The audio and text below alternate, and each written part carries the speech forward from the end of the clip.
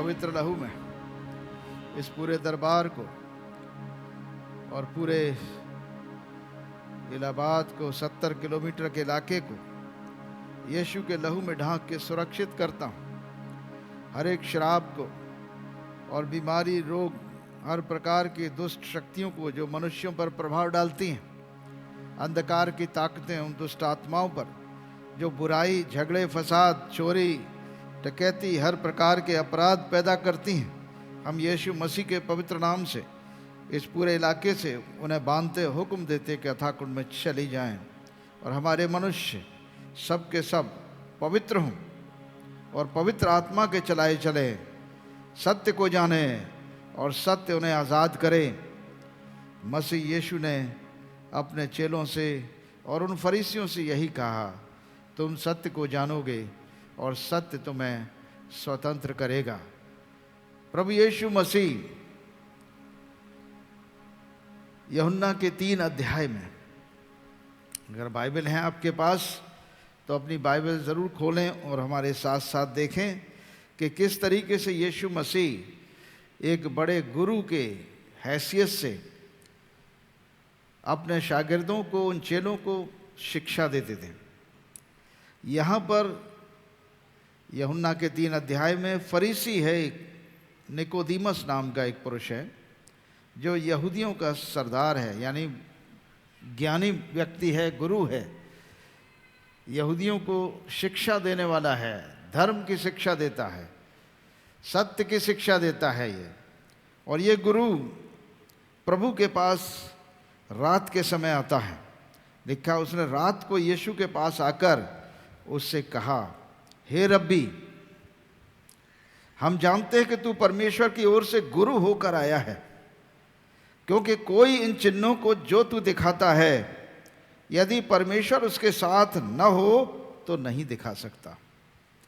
यानी यीशु मसीह के लिए फरीसी, जो उस समय के शास्त्रों के ज्ञानी, धर्म के गुरु हैं, यहूदी धर्म के गुरु हैं, वो कह रहे हैं यीशु मसीह से कि हे रब्बी, मीन्स टीचर, हम जानते हैं कि तू परमेश्वर की ओर से गुरु होकर आया है। परमेश्वर की ओर से गुरु होकर अगर कोई आए तो क्या ज्ञान देगा? परमेश्वर का ज्ञान देगा। हालेलुया, वो परमेश्वर का ज्ञान देगा, क्योंकि ये फरीसी जो है, जो धर्म का ज्ञानी है, यहूदी धर्म शास्त्रों का ज्ञान रखने वाला व्यक्ति है, ये प्रभु यीशु मसीह से यही कह रहा है। और इसने इसी बात में यीशु मसीह को पहचाना भी है। इसने यीशु मसीह को पहचाना है कि वो है कौन। और जब उसने पहचान लिया तो प्रभु से बोला कि प्रभु, मैं जान गया हूं कि जो चिन्ह आप दिखाते हैं, कोई मनुष्य, हमारे जितने भी रब्बाई हैं, हमारे धर्मगुरु हैं, यहूदी उस ज़माने के इज़राइल में, पूरे इलाके में, उनमें से कोई भी वो चिन्ह नहीं दिखाता था जो प्रभु यीशु मसीह दिखा रहे थे। यीशु मसीह क्या चिन्ह दिखा रहे थे? जन्म के अंधों की आंखें खोल देते थे, छू लिया आंखों को, आंखें खुल गईं। बहरे के कान खोलते थे, गूंगे को जुबान देते थे, लंगड़े को चलाते थे, कोढ़ियों को शुद्ध कर दिया करते थे, फालिज के मारे 38 साल के पड़े हुए बीमार को चंगा किया, मुर्दों को जिंदा किया, 4 दिन के मुर्दे को कब्र से निकालकर बाहर खड़ा किया, लाजर को, विधवा के बेटे को जिंदा किया। मतलब प्रभु यीशु मसीह ने तमाम वो आश्चर्य कर्म किए जो कोई भी गुरु उस ज़माने में नहीं करता था, न कर सकता था। वो सारे कार्य कर रहे थे।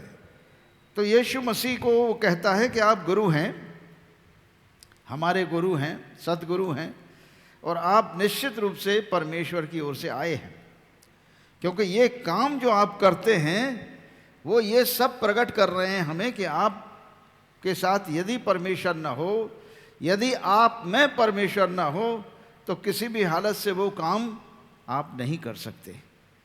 यीशु मसीह का दूसरा नाम है इमानुएल।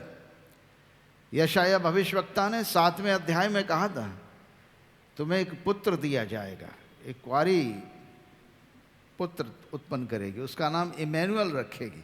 इमैनुअल का अर्थ है परमेश्वर हमारे साथ है, God is with us, Emmanuel.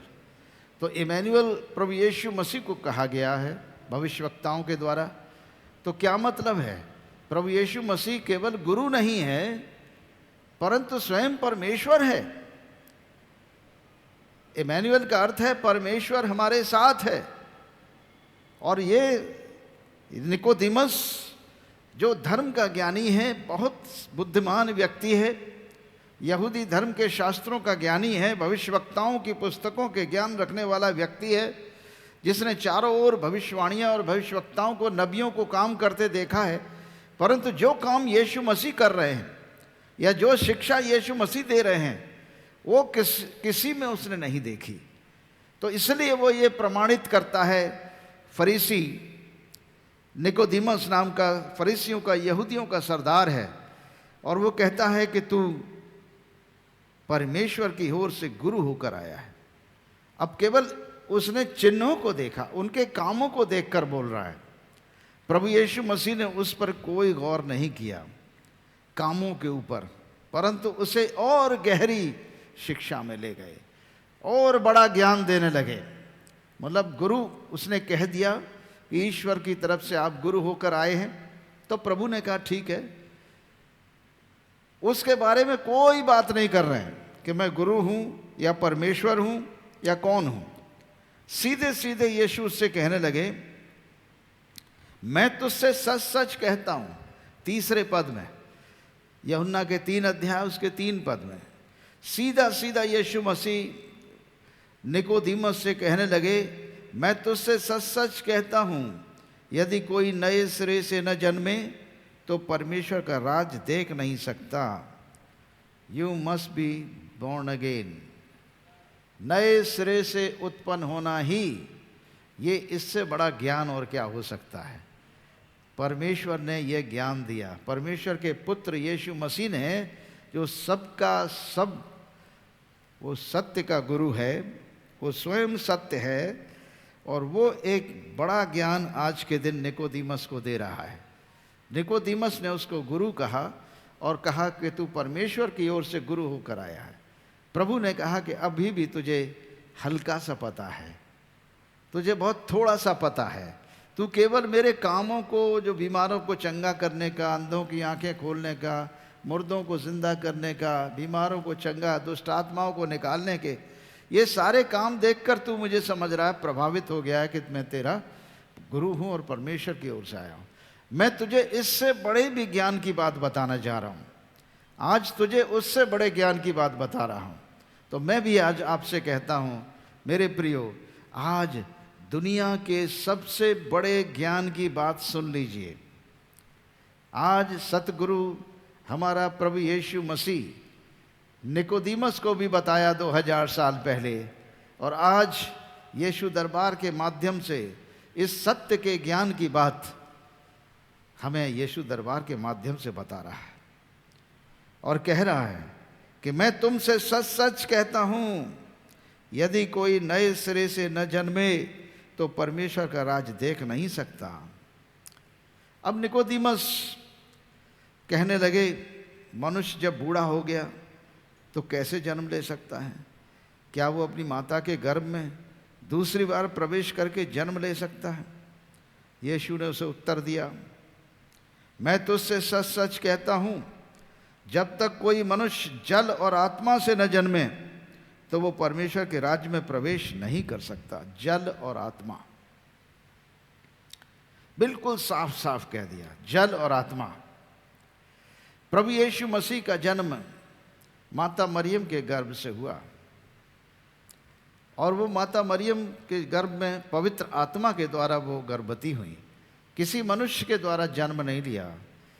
मनुष्य तो बने, लेकिन मनुष्य के शरीर से नहीं पैदा हुए, आत्मा से, पवित्र आत्मा से पैदा हुए, और पवित्र आत्मा के द्वारा शरीर धारण करके माता गर्भ से पैदा होकर मनुष्य बन गए और नाम यीशु रखा।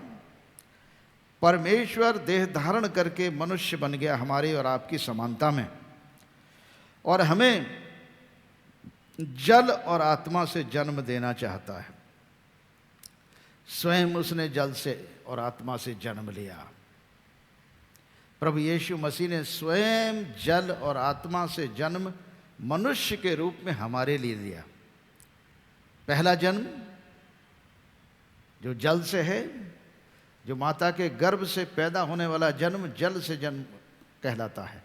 यानी गर्भ में, माता के गर्भ में बच्चा जो होता है वो पानी की थैली में होता है, और वो पानी की थैली फूटती है तो जल में से बच्चा निकलता है। जल का जन्म है ये जन्म माता के गर्भ का जन्म है। और आत्मा का जन्म है पवित्र आत्मा का बपतिस्मा। हालेलुया।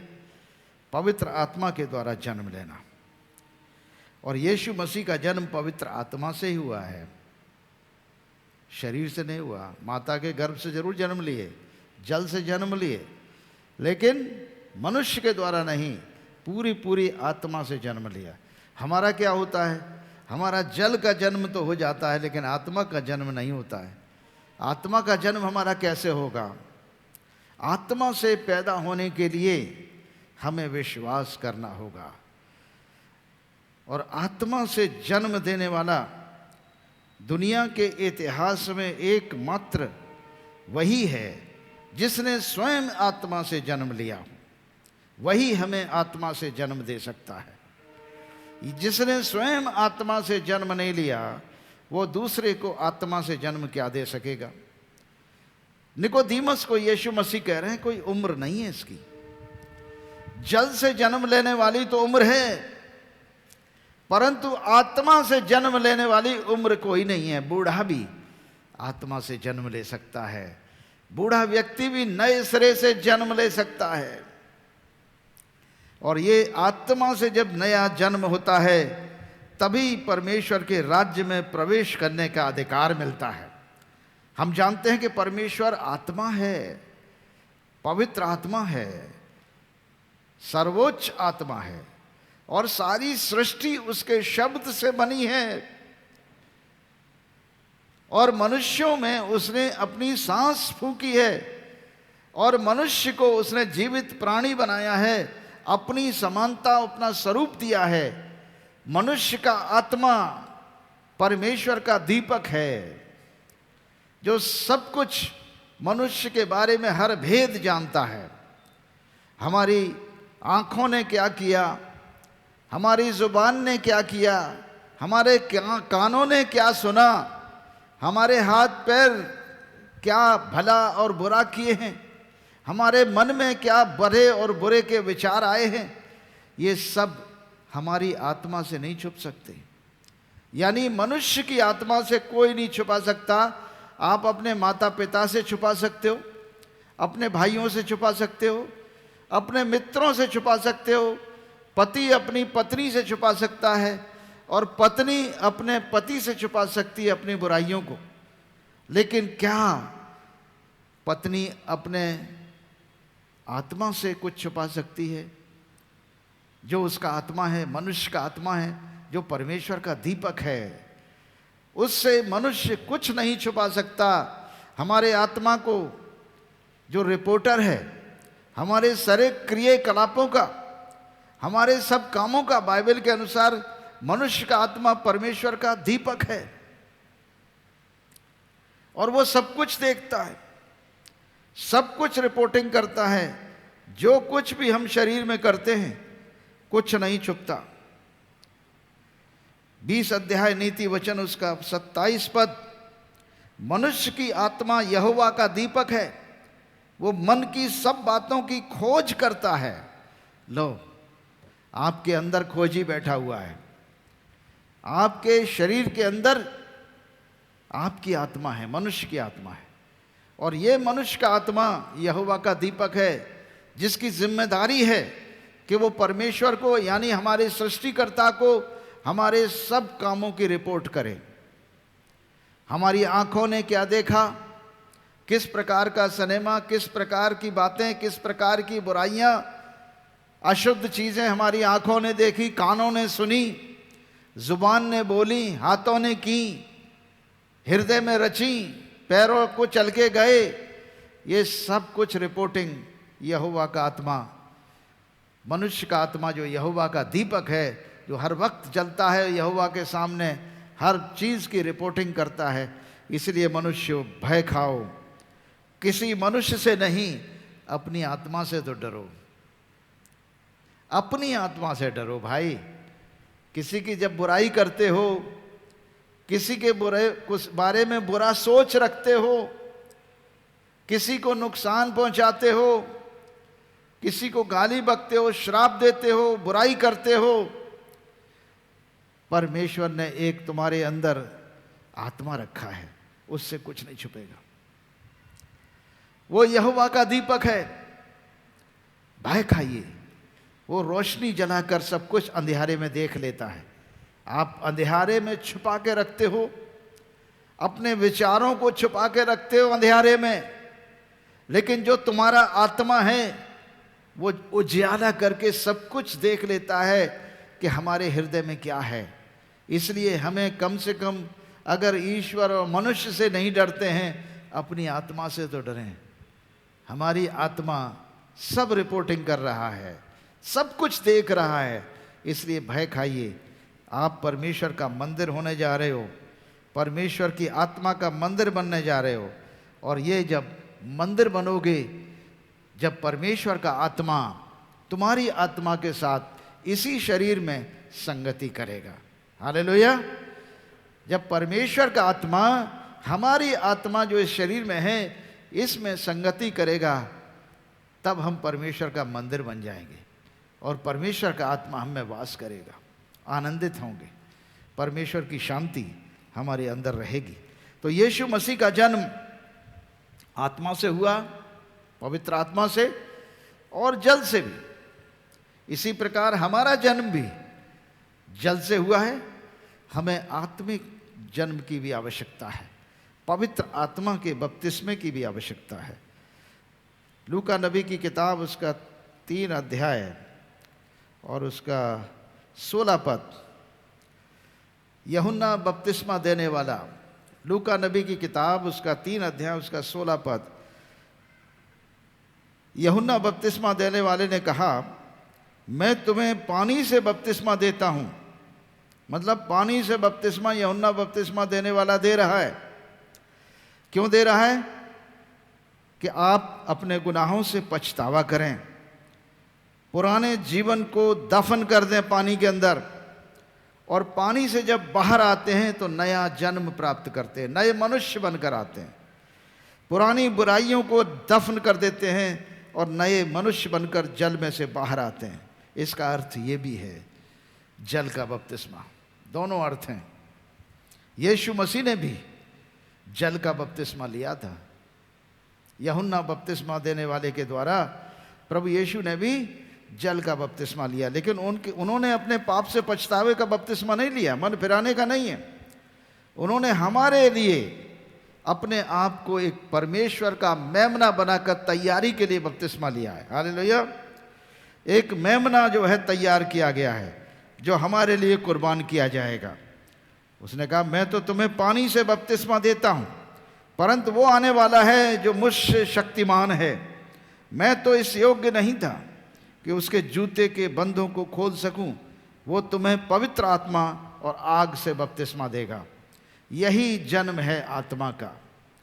जब हम पवित्र आत्मा और आग से जन्म प्राप्त करते हैं, बपतिस्मा प्राप्त करते हैं, हमारा जन्म आत्मा के द्वारा होता है। तो यीशु मसीह ने कहा, तुझे नए सिरे से जन्म लेना अवश्य है। यदि तू जल और आत्मा से न जन्मे तो परमेश्वर के राज्य में प्रवेश नहीं कर सकता। हमें इस बात का डिसीजन लेना पड़ेगा, हमें इस बात का निर्णय करना पड़ेगा, क्या मेरा जन्म जल और आत्मा से हो चुका है या नहीं। हमें जल और आत्मा से जन्म लेना है। परमेश्वर के राज्य में यदि प्रवेश करना है तो निश्चय हमें जल और आत्मा से जन्म लेना होगा। हमारा प्रभु, हमारा गुरु, हमारा मसीहा स्वयं जल से बपतिस्मा लिया है। स्वयं जल के द्वारा जन्म लिया और स्वयं पवित्र आत्मा के द्वारा माता मरियम के गर्भ से जन्म लेकर मनुष्य शरीर धारण कर कर पैदा हुआ, क्रूस पर मारा गया, गाड़ा गया, तीसरे दिन मुर्दों में से जी उठा। आज प्रभु यीशु मसीह हमें सबसे बड़े ज्ञान की बात बता रहे हैं दुनिया में। Man must be born again. मनुष्य को नए सिरे से जन्म लेना अवश्य है। पहला जन्म हमारा माता के द्वारा होता है, शरीर का जन्म होता है, और दूसरा जन्म नए सिरे से हमारा आत्मा से जन्म है। तो आत्मा से जन्म लेने के लिए हमें क्या करना पड़ेगा? कैसे हमें आत्मा का जन्म प्राप्त होगा? वो ऐसे होगा, प्रभु यीशु मसीह को अधिकार है आत्मा से जन्म देने का। प्रभु यीशु मसीह स्वयं जल और आत्मा से जन्म लिया। तो जो स्वयं आत्मा से जन्म लिया है, पवित्र आत्मा से जन्म लिया है, वही मनुष्यों को भी आत्मा से जन्म देने का अधिकार रखता है। इसीलिए यूहन्ना बपतिस्मा देने वाला कह रहा है, मैं तो तुम्हें जल से बपतिस्मा देता हूं, परंतु जो मेरे बाद आने वाला है, जो मेरे बीच में खड़ा, उसके जूते के फीते बांधने के योग्य मैं नहीं हूं, वो तुम्हें पवित्र आत्मा और आग से बपतिस्मा देगा। पवित्र आत्मा और आग से बपतिस्मा देगा। यही बपतिस्मा हमारा नए सिरे से जन्म लेने वाला बपतिस्मा है। यह विश्वास का बपतिस्मा है। जब हम प्रभु यीशु मसीह को परमेश्वर का पुत्र और अपना प्रभु ग्रहण करते हैं, तो निश्चित वो हमें नया जन्म देता है, नया मनुष्य बनाता है। प्रभु कह रहे हैं यूहन्ना के 3 अध्याय और उसके 6 पद में, क्योंकि जो शरीर से जन्मा है वो शरीर है, और जो आत्मा से जन्मा है वो आत्मा है। हालेलुया। प्रभु यीशु मसीह काय से जन्मा? आत्मा से, शरीर से नहीं जन्मा है वो, क्योंकि किसी भी आदम के द्वारा उसका जन्म नहीं हुआ है। पवित्र आत्मा माता मरियम के ऊपर उतरा और माता मरियम गर्भवती हुई। पवित्र आत्मा के द्वारा परमेश्वर के पुत्र ने देह धारण किया और जन्म लिया और नाम यीशु रखा। इसलिए अचंभा न कर, मैंने तुझसे कहा कि तुझे नए सिरे से जन्म लेना अवश्य है। हवा जिधर जाती है उधर जाती है, चलती है, तू उसका शब्द सुनता है, परंतु नहीं जानता कि वो कहाँ से आती है और किधर को जाती है। जो कोई आत्मा से जन्मा है वो ऐसा ही है। प्रभु यीशु मसीह को जो आत्मा से जन्म है, वो क्या हुआ उनका? निकोदिमस ने उत्तर दिया, ये बातें कैसे हो सकती हैं? ये सुनकर यीशु ने कहा, तू इजराइलियों का गुरु होकर भी क्या इन बातों को नहीं समझता? अब यीशु मसीह तो परमेश्वर है, वो गुरुओं का गुरु है, प्रभुओं का प्रभु, राजाओं का राजा है। वो इससे कह रहा है कि तू इजराइलियों का गुरु होकर इस बात को नहीं समझता? मैं तुझसे सच सच कहता हूं कि हम जो जानते हैं वो कहते हैं, और जिसे हमने देखा उसकी गवाही देते हैं, और तुम हमारी गवाही ग्रहण नहीं करते। जब मैंने तुमसे पृथ्वी की बातें कही और तुम विश्वास नहीं करते, तो यदि मैं तुम्हें स्वर्ग की बातें कहूं तो फिर कैसे विश्वास करोगे? कोई स्वर्ग पर नहीं चढ़ा। प्रभु यीशु मसीह का बहुत बड़ा क्लेम है, कोई स्वर्ग पर नहीं चढ़ा, केवल वही जो स्वर्ग से उतरा, अर्थात मनुष्य का पुत्र जो स्वर्ग में है। अपने लिए कह रहे हैं, परमेश्वर का पुत्र, मनुष्य का पुत्र जो स्वर्ग में है। आप तो जमीन पर खड़े हैं, उस वक्त यरूशलेम में खड़े हुए हैं, और उसी वक्त वो कह रहे हैं कि मैं तो स्वर्ग में भी हूं, मैं स्वर्ग में हूं, मैं पृथ्वी पर भी हूं। अर्थ यह है, ये ईश्वर का ईश्वरत्व दिखाता है, परमेश्वर का परमेश्वरत्व दिखाता है। परमेश्वर जो ओमनी प्रेजेंट है, सब जगह एक समय में मौजूद हो सकता है, वो परमेश्वर है। सर्वशक्तिमान है, सर्वज्ञानी है, हमारे एक एक आचरण के बारे में उसके पास हिसाब किताब है। इसलिए हमें अपने गुनाहों से मन फिराने की आवश्यकता है, हमें अपने पापों से क्षमा करने की आवश्यकता है। हमारी आत्मा से ज़्यादा, यानी मनुष्य की आत्मा से ज़्यादा हमारी गलतियों के बारे में कोई नहीं जानता। हमारे माता पिता नहीं जानते, हमारे भाई बहन नहीं जानते, पत्नी पति कोई नहीं जानता। अगर जानता है तो मेरा आत्मा जानता है कि मैं कितना गलतियां किया हूं ज़िंदगी में। उन सारी गलतियों की, उन सारे गुनाहों की मुझे माफ़ी मांगनी चाहिए प्रभु से, आत्मा से गलती मानना चाहिए। आत्मा से कहना चाहिए, हे आत्मा, हे मेरे आत्मा, मुझे बता मैं प्रभु से किस बात की क्षमा मांगूं, कौन सी चीज़ें मुझे याद नहीं है, याद दिला। आत्मा को सब कुछ पता है।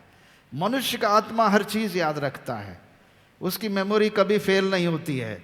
ब्रेन फेल हो जाता आदमी का, शरीर फेल हो जाता है, आत्मा फेल नहीं होता। आत्मा इटर्नल है और ये आत्मा मनुष्य का, यहोवा का दीपक है, कुछ नहीं भूलता हमारे शरीर के द्वारा किए हुए कामों को, और वो सारे हिसाब को देता है परमेश्वर को। इसलिए आवश्यक है कि जो कुछ हमने अपने शरीर में भले या बुरे काम किए हैं, उन सब का हिसाब परमेश्वर का आत्मा, प्रभु का आत्मा और हमारा आत्मा के बीच में होगा। हालेलुया। और इसीलिए प्रभु चाहता है कि हम अपने मन को फिराएं, अपनी बुरी चाल को छोड़ दें, बुराइयों को त्याग दें और परमेश्वर के साथ मेल मिलाप कर लें। यीशु मसीह के साथ मेल मिलाप कर लें। यीशु मसीह को अपना गुरु, अपना प्रभु और अपना मुक्तिदाता ग्रहण करें, क्योंकि वही है जो तुम्हें सत्य का ज्ञान और सच्चाई का ज्ञान और आत्मा का ज्ञान देता है। दूसरा कुरिन्थियों उसका 5 अध्याय उसका 10 पद संत पौलुस लिख रहे हैं पवित्र आत्मा के द्वारा, क्योंकि अवश्य है कि हम सब का हाल मसीह के न्याय सिंहासन के सामने खुल जाए।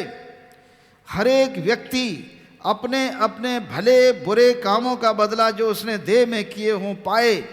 माय गुडनेस, सब भले और बुरे कामों का हिसाब, शरीर में जो कुछ किया है उसका दंड और उसका रिवार्ड दोनों मिलेंगे।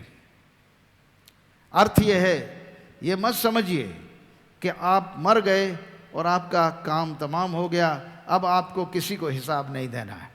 ऐसा नहीं है। आप कोई जीव जंतु जानवर नहीं हैं। आप, मैंने कहा, आप आत्मिक प्राणी हैं। मनुष्य एकमात्र आत्मा है, आत्मिक प्राणी है। शरीर तो धारण करता है, आत्मा है वो, और ये आत्मा सब चीज़ों का हिसाब रखता है। और जब हिसाब का वक्त आएगा, बाइबल के अनुसार जब प्रभु यीशु मसीह दुनिया में दोबारा आएंगे, उस समय वो मसीहा बनकर नहीं आएंगे, वो महाराजा धीराज न्याय करने वाला परमेश्वर होकर आएगा। पृथ्वी का न्याय करेगा, जिंदों और मुर्दों का न्याय करेगा। तो कैसे करेगा? जो मर गए उनका न्याय कैसे होगा? आत्मा तो जिंदा है उनका, आत्मा को शरीर धारण करवाएगा। हालेलुया। उस आत्मा को शरीर धारण कराएगा, वही शरीर जो हमारा मरने से पहले था धारण कराएगा, और पूरा पूरा हिसाब हमें अपने शरीर में जो कुछ किया है उसका हिसाब किताब हमें देना पड़ेगा। इसीलिए हमें परमेश्वर के आत्मा का भय खाना चाहिए, और नहीं तो कम से कम अपनी आत्मा का भय खाओ, जो तुम्हारे अंदर एक जासूस बैठा हुआ है। ये जासूसी बहुत बड़ी है, परमेश्वर खुद कर रहा है जासूसी। जीवता परमेश्वर, उसने जासूस बैठा रखे हमारे अंदर। वो कभी झूठ नहीं बोलेंगे। आत्मा परमात्मा से झूठ नहीं बोल सकता। वो सब कुछ बता देगा कि मैंने शरीर में क्या किया है। इसलिए आज जब हम शरीर में हैं, अपनी आत्मा से मन फिराएं और बुरी चाल को छोड़ दें। उन बुरे कामों के लिए पछतावा करें, प्रभु से क्षमा मांगें, और जिनके विरुद्ध पाप किया उनसे क्षमा मांगें, और नई जिंदगी को शुरू करें। परमेश्वर आपको नया सिरे से जन्म देना चाहता है। यही नए सिरे से जन्म है, मन फिराना, बुरी चाल को छोड़ देना, नई आत्मा की प्राप्ति, नया आत्मा, परमेश्वर का आत्मा प्राप्त करना। प्रभु पर विश्वास करने के द्वारा हमें पापों की क्षमा प्राप्त होती है, हम नए मनुष्य बन जाते हैं और नए मनुष्य बनकर आगे की जिंदगी बिताते हैं, ताकि जब हमारा समय पूरा हो पृथ्वी पर तो अपने प्रभु को अपना मुंह दिखा सकें और उसका धन्यवाद कर सकें कि हे प्रभु, तेरा धन्यवाद हो कि तूने हमें नया जन्म दिया है, हमें नए सिरे से जन्म दिया है और हम तेरे राज्य में प्रवेश करते हैं। आज परमेश्वर के राज्य में प्रवेश करने वाला वही है जिसने मन फिराया है, जिसने अपनी बुरी चाल को छोड़ दिया है, जिसने अपनी आत्मा से अपना मन फिराया है, बुरी चाल को छोड़ा है और प्रभु यीशु मसीह को अपना प्रभु और मुक्तिदाता ग्रहण करके नए जन्म के लिए प्रार्थना किया है। हे प्रभु, मुझे आत्मा से जन्म दे दे, मुझे आत्मा से जन्म दे दे, ताकि मैं तेरे राज्य में प्रवेश करूं। क्या आप आज आत्मा से जन्म लेने को तैयार हैं? यदि हैं तो निश्चय आप अपने घरों पर हैं, कहीं भी हैं, जहां कहीं ये प्रोग्राम देख रहे हैं, एक हाथ सीने पर रखेंगे, दूसरा ऊपर उठाएंगे और प्रभु की ओर देखेंगे, खड़े हो जाएंगे अपनी जगह पर, अगर खड़े हो सकते हैं, नहीं तो घर पे बैठे तो बैठे रहिए, एक हाथ ऊपर उठाइए, क्योंकि आप आत्मा से जन्म चाह रहे हैं, आत्मा से नया जन्म चाह रहे हैं। बोलिए, हे पिता परमेश्वर, हम धन्यवाद करते हैं कि आपने अपने पुत्र यीशु मसीह को इस दुनिया में मनुष्य बनाकर पवित्र आत्मा के द्वारा आत्मा से जन्म दिलाया और शरीर में धारण करवाया। उन्होंने भी जल से बपतिस्मा लिया ताकि हमारे लिए एक कुर्बानी का मेमना बनकर पृथ्वी पर परमेश्वर का मेमना बन जाएं और सारी पृथ्वी के पाप और श्रापों को अपनी देह पर उठा लें और क्रूस पर कुर्बान होकर हमारे लिए हमारे पापों का प्रायश्चित करें। हम इस बात पर विश्वास करते हैं कि यीशु मसीह ने मेरे पापों को अपनी देह पर उठा लिया और क्रूस पर दंड ले लिया, ताकि मैं विश्वास के द्वारा अपने पापों की क्षमा प्राप्त करूं और नए जन्म के बालक के समान, नए जन्मे हुए आत्मा से जन्मे हुए बालक के समान परमेश्वर के राज्य में प्रवेश करूं। हे परमेश्वर पिता, हम यीशु मसीह के नाम से प्रार्थना करते हैं कि हमें, जो सुनने वाले लोग हैं, आज जो हमारे वचन को सुन रहे हैं, हर एक मन फिराए, आत्मा से बुरे कामों से मन फिराएं, बुरी चाल को छोड़ दें और जीवते परमेश्वर के पुत्र यीशु मसीह को अपने प्रभु और मुक्तिदाता ग्रहण करें और कहें, हे प्रभु, मेरे पाप क्षमा कर दे और मुझे पवित्र आत्मा का वरदान दे, पवित्र आत्मा से भर दे, पवित्र आत्मा के द्वारा मुझे नया जन्म दे, ताकि मैं तेरे राज्य में प्रवेश करूं, यीशु के नाम से, आमीन। परमेश्वर पिता, परमेश्वर पुत्र, परमेश्वर पवित्र आत्मा अपना हाथ बढ़ाकर तुम्हें छुए, तुम्हें आशीष दे, तुम्हारी रक्षा करे। प्रभु अपने मुख का प्रकाश तुम पर चमकाए, तुम पर अनुग्रह करे। प्रभु अपना मुख तुम्हारी ओर करे और तुम्हें शांति दे, आमीन।